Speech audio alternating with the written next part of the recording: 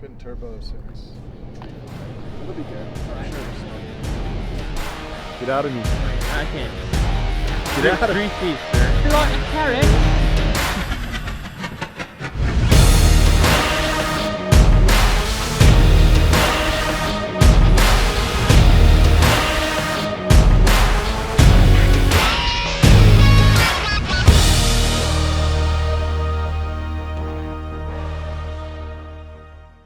Alright, so we're heading to the trailhead Jason picked out, and then we're going to take that, what's about 10 miles? About 10 miles. And then head up to Oatman and grab lunch.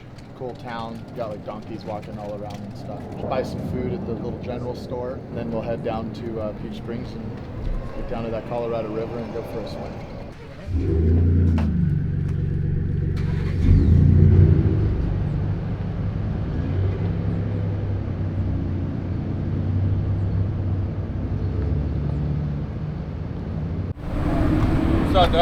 Found you guys. Yeah, right? Are you ready? Yes. Good to see you. Oh, hey, cut. This is Axel. Oh, Axel, I'm Steve. Nice to meet you. Yeah. So, yeah. You haven't been on one of the trips before? No, I met a few other guys. I know Eric, and I met Jason and Robert. This guy.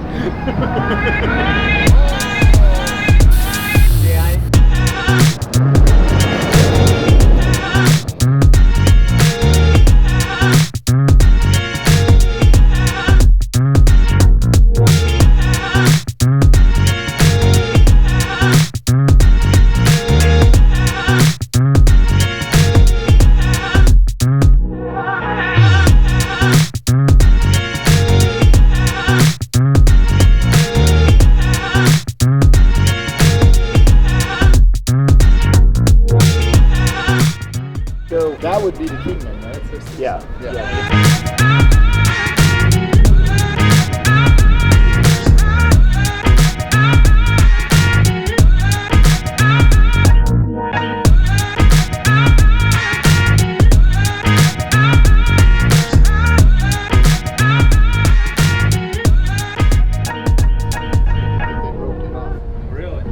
We're going to head down about 20 miles on this gravel road.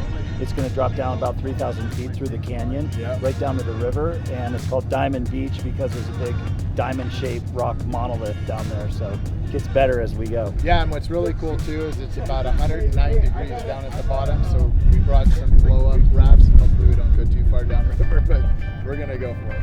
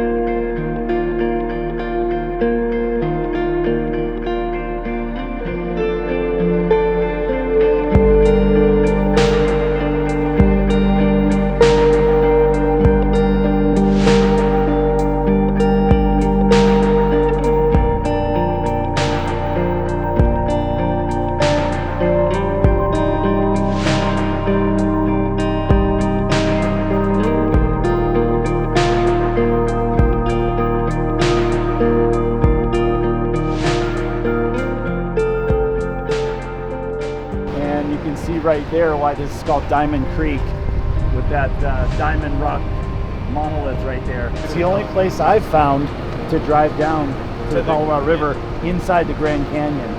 So I did a lot of searching to find this place.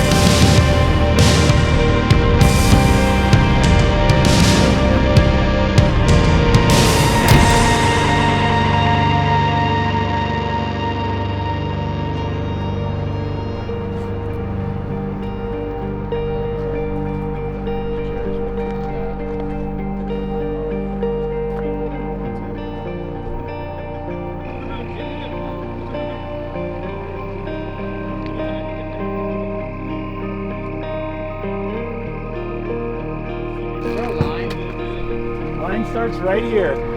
So it's 2 dogs a piece.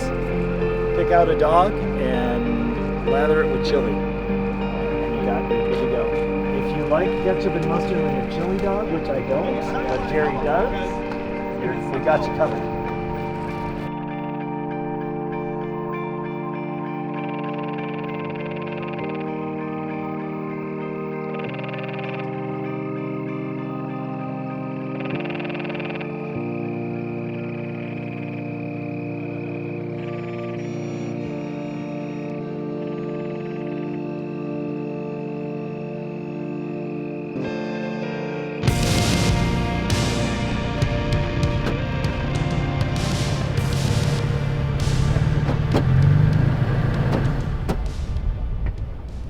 So we're gonna Grand Canyon, then head back towards Prescott, and then Steve has a great spot from some of his big adventure bike rides he's done. Yeah, so we'll head back southeast, kind of toward home, and then that ranch road is really beautiful, but it does go higher elevation. There's a river, so we'll probably try and camp there, because if we keep going and go back down, we're just kind of in the Arizona desert and all that. So 8 a.m. Let's get this going.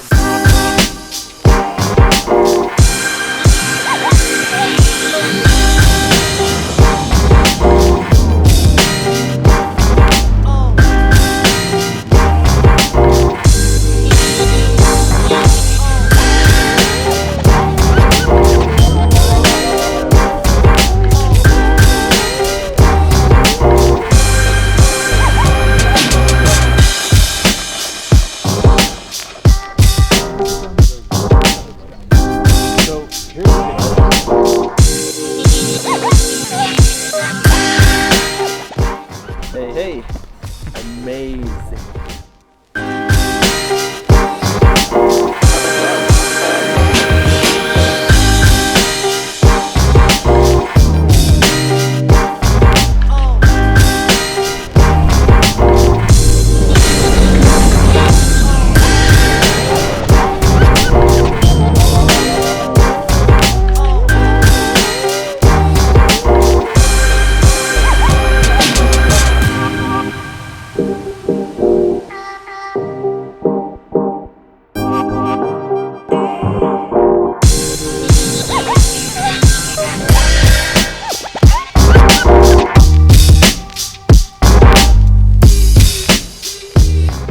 All right, let's go bug Jason and ask him about his truck. He loves the camera. Hey Jason, what do you got going on over there? They call me the overpacker of the group, but I like to have a little bit of everything. Got my GFC Camper here. This is an earlier version than the one we have on the Tacomas. This has the steel tube frame. Graham over there, the design guys, was kind enough to have these little tubes welded in here in their mounts. So I was able to drill those out, and then we CAD designed some brackets that went in with quick pins. So basically everything in my truck, I like to have a purpose or a function, not just be there. So I made those brackets that then these 3x6 tables can fold up and become a shelving unit. So like Jason said, this is one of the earlier versions of the Go Fast Camper. It does have the upgraded aluminum hinges now instead of the plastic that used to be riveted on. If you want to take a peek here, you can see up in here this aluminum railing, and when this closes, it's actually not pivoting on round. It's actually like aluminum extrusion that's doing this now. But hey, Jason, why don't you show them how version 1 opens? The early one has like a twisty turny deal to loosen it, which it's cool. However, they have fallen out before, so the new one is far better. But let's just slide out, and then up we go. So you'll see on this one here, the Go Fast Camper is so easy to set up. The construction of all the material, how everything goes together. You can unzip the back, fold it over, you can tie it up. This one's like, it's closed and it's closed. There's no room inside there. The new one actually has some space in there, so you could like leave your blankets and stuff in there. As well as all the materials now all sealed around. So let's go take a peek at it. So the new one here has this little push button lock now, so you can push that in. I got a little like key to open it up. What's really nice is it has these aluminum latches now that clamp in place there. So you just click it up, click it up. There's no more slidey things like the old one. This thing just pops open just like that one does. But you'll notice all the material here, it's all fully attached here at the bottom now. It's all sewn and wrapped around the sides. So it's not all these different pieces that snap and get all tangled up in this. You can see all the screen that this has the same thing on the side. So last night when we were camping, we were down on the bottom of the Colorado River. It's about 107 degrees in the day. And at night, it didn't get below 85 until after midnight. So the good thing is there was a breeze. So I had this all rolled up here, stored up there. So I was basically sleeping in the screen, and I had the breeze blowing in, and it was probably around 4 in the morning when you actually had to go under a thin blanket. Oh, and another cool thing is the way these hinges latch on here, they have these in here now, so you can go in there and lock and unlock and get in and out if that was locked. The sides of this fold around now and go around all this extruded aluminum. You have all the extruded aluminum tubing now, how the clamping system holds it to the bed. So it's just definitely a whole future step for GFC. It's just like getting a whole new body style Tacoma, you know, first gen, second gen, third gen. They're on to that next generation of Go Fast Camper now, and these things are amazing. We also put a full throttle battery up under the hood here. This full throttle battery, we actually went bigger than the factory size. The reason why we did that is for capacity, because we leave things on, use lights, electronics, whatever, so we just want that extra power. For the rear of this truck, it's got the Deaver springs. So this is their U402, what they call their stage 2 spring. So that's what's on the back here. We got the Go Fast Camper, as I already explained to you and showed off. And then I have some totes in the back, spare tire mount. I mount this big Igloo cooler back there. And that's basically it right now for stage 1, or stage 2 because we added the tent. But what we're gonna do next is the stage 3 on this truck, and take it to long travel front suspension. We have a new long travel kit coming out, and then we're going to do a different type of front and rear bumper, add some more lights and whatnot, and that'll be good to go on that. So why don't we take a look inside the truck at a lot of simple mods we've done inside with Scosh, just to get us going out on these adventures. So a couple mods on the inside of the vehicle here is first and foremost, we need to communicate with everyone on the trip, so we run these rugged radios. Depending on how you're doing and what you're doing, check out these different radios. So on the mics, I got the Scosh plate on the back, I got the Magic Mount Elite right here. Just sticks right there. It's not falling off. I mean, I can pull it and it comes off, but it's not coming off all day. So I could grab it and talk, stick it on, or I could just kind of cue it and talk like this and people will hear me. Then we have the Pro Clip right here. And this is a real easy to install thing. You can see this just kind of clips on the way this is designed. And this is the Magic Mount XL Surface. And the reason why I use the Surface in XL is because we've bottomed out these trucks really hard, jumping them, whatever. As you see with the big plate under here, it just sticks. So I mean, that thing's on there really well. So I use that here, and the reason why I use it here is I run an app called OnX Off-Road, which I have on here. So on OnX Off-Road, I can zoom out here and you can see these, I got the full satellite imagery of where we are, and you can see, I zoom in and there's the road I'm actually on right now, this little U, kind of wherever we are. There's other roads and stuff over there. So it's really nice just to be able to like search, you know, you can see roads or where they go. This is where we're coming from.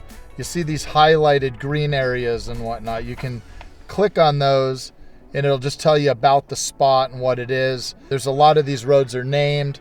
You can follow some of these like blue trails that they have. These blue trails that are loaded in there.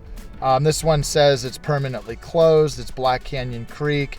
So it's always up to date. It tells you the altitude, the high point, the low point. So it's 2,400 feet, goes up to 7,100 feet. It's a difficult trail. Technical rating 4 out of 10. Usually that means it's good for anything, 4-wheel drive, Jeep, whatever, or an experienced driver.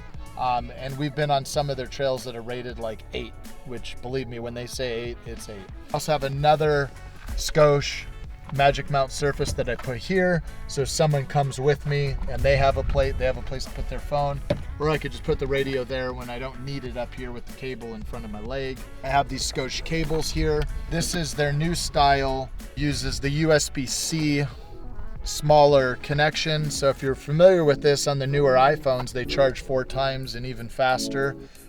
This will do 2 of them. Definitely the way to go. Especially we need to recharge quickly. So when I'm running these apps like Onyx Off-Road, they do constantly run. It kind of burns the phone down faster. So that's why we use that faster charge. So go check them out. Skosh.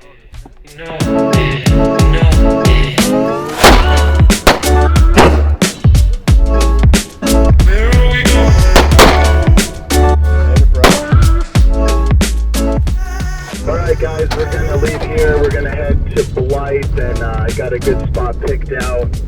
Little sandy beach there along the Colorado River. We're going to go jump in the water for about a half an hour, and we'll call that the trip.